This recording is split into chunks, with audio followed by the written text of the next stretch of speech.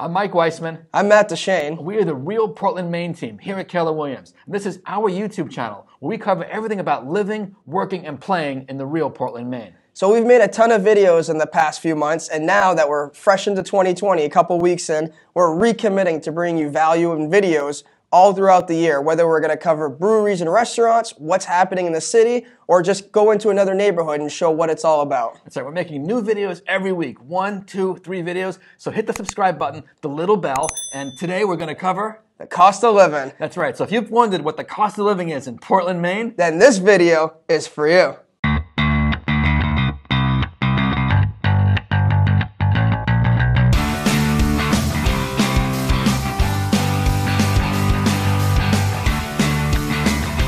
I'm Mike Weisman. I'm Matt Dechaine. And this video series is everything about living, working, and playing in the Real Portland, Maine. All right, well, welcome to 2020. And for the first video of 2020 that we're recording, aside from our live broadcast, we've already done one this year, we're going to talk about the cost of living for 2020 here in the Greater Portland area.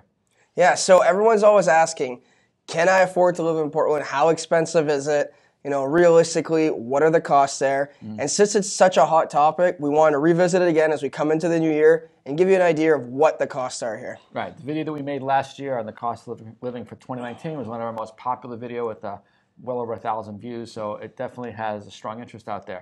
So let's get started with that. And first, we're going to turn our attention to the what everybody thinks at first cost of living is the housing market, right? Which is an obvious one, okay? So Matt, give us an idea of what the highest expense in housing costs would be for Portland. So, you know, we're not going to sugarcoat it. Portland is the most expensive area to live in the state of Maine. However, for a metro area on the East Coast, it is the cheapest one to live in. So if you're looking for an actual city, Portland's a value. If you're looking to just live in Maine, it does seem a little expensive. To break that down for you, the average home price here in Portland, based on the latest statistics, is about $300,000 compared to $160,000 for the rest of the state, about double. Right. However, most of the state's quite rural, as you know. It does not offer the services or amenities that Portland has, so it helps bring value to that high cost of living, at least. Right. Every metro area on the East Coast, as I mentioned earlier, is more expensive to live. Right. Comparatively making us look like a value. Right, right. In the Northeast, all collectively, the average home price is about $494,000. Right. For Boston, as you can imagine, is $615,000. Right. So, you know, if you're looking for that kind of East Coast city feel, we're still a lot better. We're cheaper. Right, right.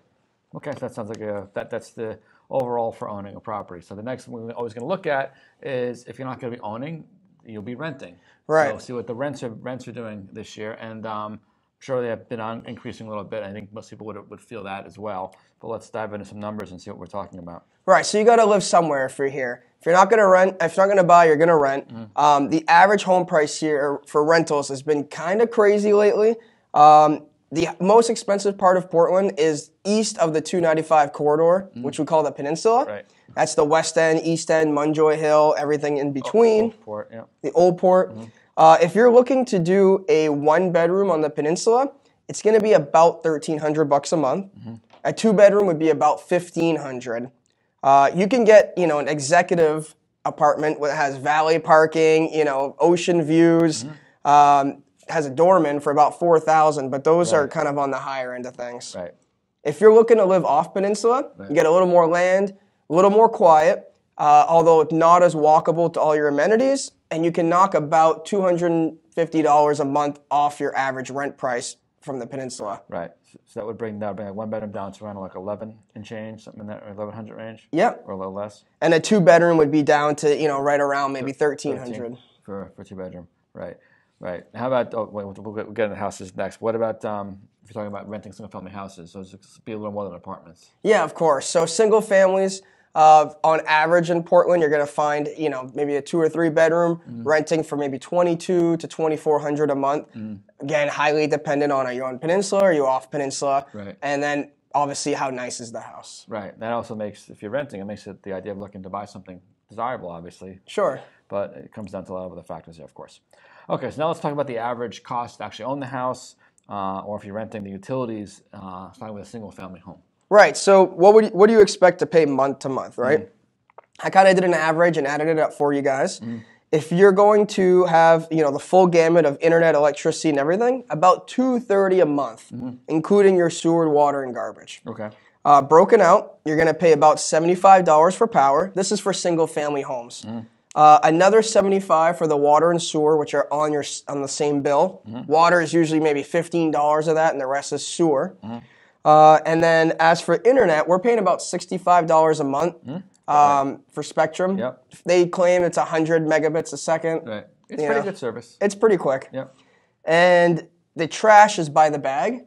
So in Portland, we're paying about $3 for a 40-gallon trash bag. Right. You don't need more than one of those a month for sure, a week, which means if you're using 4 a month, it's $12. Right. So pretty cost effective. Okay. Yep. The other one, the heating bill is your wild card. Sure. So, how big is your house? How new is it? Because typically the newer ones are better insulated. And then what sort of heating system do you have in place? Right. Most commonly, it's going to be hot air or hot water. Right. Hot water is going to have your baseboards running along the bottom of your walls. Hot air has the air ducts, and it runs either off natural gas or heating oil. Right. If your domestic hot water is running off the same system, you got a 3-bedroom, 2-bath house, keeping it at a decent temperature, expect to pay about $150 year round. Again, that varies highly. I was hesitant to even pin down an exact number because of that, but just to give you guys an idea of where that's at, about $150. Another factor unique to Maine, or at least everywhere in the north part of the country, is plowing. Right. So are you going to plow yourself, or are you going to hire a guy?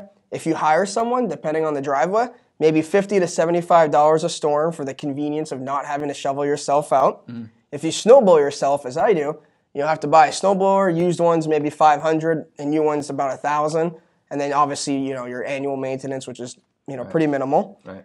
You can shovel for free. Expect to pay about $100 for a chiropractor visit, depending how big your driveway is. Yep.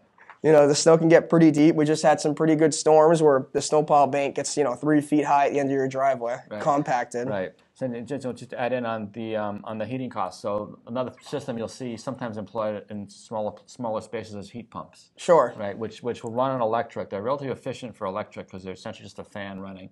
It's like an air conditioning compressor running in reverse. Yeah. They cost a couple $1,000s to install, but I saw that starting in this 2020, the state of Maine is offering $1,000 rebates, up to $1,000 rebates. They've doubled the rebate from last year. Oh, good to know. Potentially, I'm looking at now for some of my properties. You potentially can get a nice rebate, may make it worth. I'm looking into it right now. I'll update you guys back when we hear more about that. But looking into the heat pumps now, and some apartments I have that are as rentals makes a lot of sense. And that must be Efficiency Maine, who's doing the rebate. Yeah. Right. And if the space is insulated and it's not a tremendous house, it can work really well because they're good sources of heat. Yeah, half of my house is heated with heat pumps and no complaints. Right. It will up your electric bill. So you might go from $75 to $150. It can double your electric bill, but comparatively speaking, it could be an efficient way to heat the property. So if you want more information on that program, check out Efficiency Maine. Right. They administer the program that gives you rebates for those sorts of energy-saving updates. Yeah, awesome. All right, now let's turn our attention to everybody's favorite subject after utilities is taxes.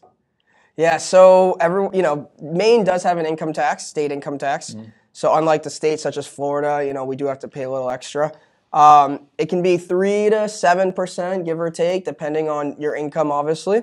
If your income is low enough, then you don't pay anything, but then again, maybe you don't have enough money to buy in Portland at that point.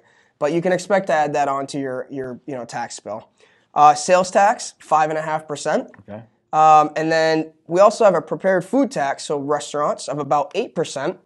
What Maine's tried to do lately is shift the tax burden onto our visitors. Right. We're vacation land, a lot of tourists, and so the government figures if they have the money to come here, why don't we have them help pay for our services? So you'll see a lot of lodging taxes and things that are geared towards where those tourism dollars get spent, which helps alleviate the burden on residents. Yeah, that's a higher rate, if I'm not mistaken. I think it's up to almost 15%. It is up there for sure. I don't know exactly, but it's definitely around that. Yep, I know even with Airbnbs now, like I have several Airbnbs, they collect that tax directly. Airbnb collects it directly. I never even see it. It gets paid right to the state of Maine. So. Okay. But yeah, so it works out well.